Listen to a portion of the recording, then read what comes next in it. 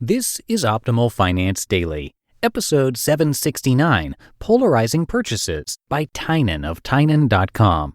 And I am Dan, your host and narrator, bringing you some of the best blogs on personal finance. And if you have any topic requests, please do share those with us over at oldpodcast.com. That's oldpodcast.com. And by the way, today's author is typically narrated over on Optimal Living Daily. He writes about a wide range of subjects and was named a best blogger by Time Magazine. So with that, let's hear our post and start optimizing your life. Polarizing Purchases by Tynan of Tynan.com. A new friend asked me how I save money for travel. I get this question a lot in different forms. How did I buy a Ducati? How can I afford not to work? Because people assume that just because I don't have a job that I don't work. How do I travel constantly? These questions stab at the situation but don't quite skewer the meat of the issue. A more useful question would be, how do you manage your finances such that you're able to do whatever you want? The reason this question is a lot more meaningful is because it takes into account both sides of the invisible seesaw. People notice the things that I spend money on, but it's easy to ignore the things that I don't spend money on. Let's dig into a few. I don't buy clothes.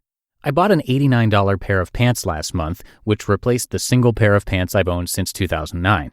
I have 2 t-shirts and 2 pairs of underwear. That's my wardrobe.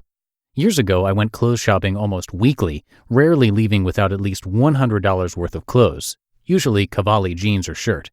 Even if you're not a total idiot like I was, your bottom wear budget is probably higher than $44.50 per year.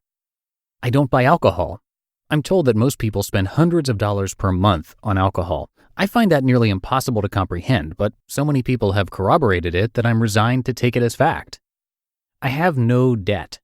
Servicing debt makes no sense at all. If you can't afford to buy the car you want in cash, then you shouldn't buy it. It's a depreciating asset. I'd rough it on the bus for a couple months while saving money and then buy a motorcycle or a $1,000 car. I have no TV. The purchase price of the TV is mostly irrelevant, but I understand that monthly cable or satellite costs can be upwards of $100. And oh yeah, I don't pay much rent. I actually do pay for a parking spot for the RV now, but that costs me only $275 a month. These apparent occurrences of thrift clash with other ways that I spend money. I pay $110 a month to be a member of a spa in San Francisco because RV showering leaves a lot to be desired. I travel nearly constantly. 10 countries in the past month, for example. I'm seriously contemplating the purchase of $1,000 headphones. I have a nice motorcycle. In other words, I polarize my purchases. This is because I choose what to buy with value and utility in mind. Most people buy things, subconsciously at least, in order to create a coherent image of status. Think about it. A middle-class family generally has middle-class everything. Middle-class cars like Hondas or Fords. Middle-class clothes like Gap and Abercrombie. Middle-class houses, middle-class restaurants. How can this possibly make sense? Is there some mysterious phenomenon that causes people to exclusively lap up middle-class goodness as soon as they get their first taste of it? Of course not. Devoid of any serious thought on the subject, people slide into convenient socioeconomic molds. If middle-class Marvin wants a Ferrari, he won't figure out how to buy a Ferrari. He'll think he has to raise his entire living situation up to the level that would normally count a Ferrari amongst its trappings. That's a seriously heavy ball and chain to drag around. Instead, it's better to ruthlessly cut away expenses that aren't important to you and allow yourself to spend money on things that do matter to you. That means that, if necessary, you give up on the nice-to-haves in favor of the desperately wants.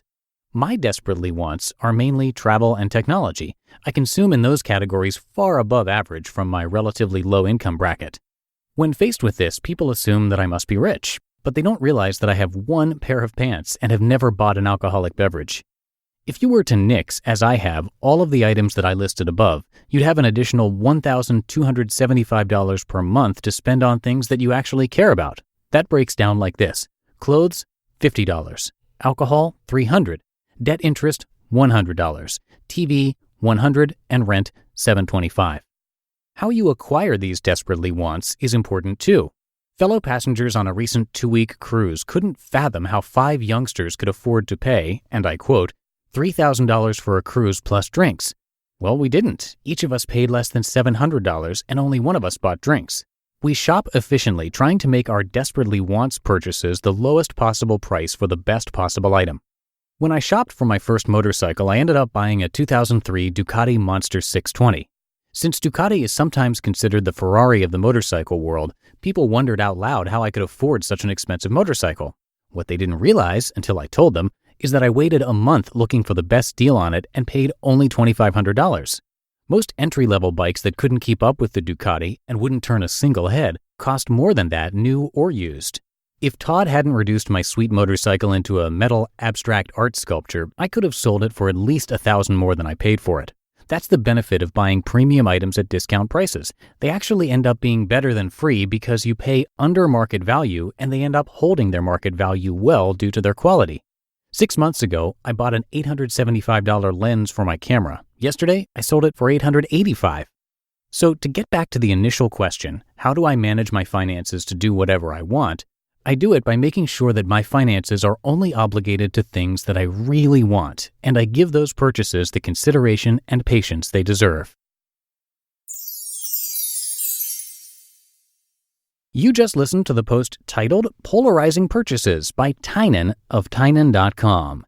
And again, you can hear a lot more of Tynan's posts being narrated on Optimal Living Daily. Just search and subscribe to that show for more articles narrated to you for free. Again, that is Optimal Living Daily. And that'll do it for today and another installment of Optimal Finance Daily. Hope you're having a great Thursday, and thank you so much for being here with me each day. I will see you back here tomorrow for the Friday show, where your optimal life awaits.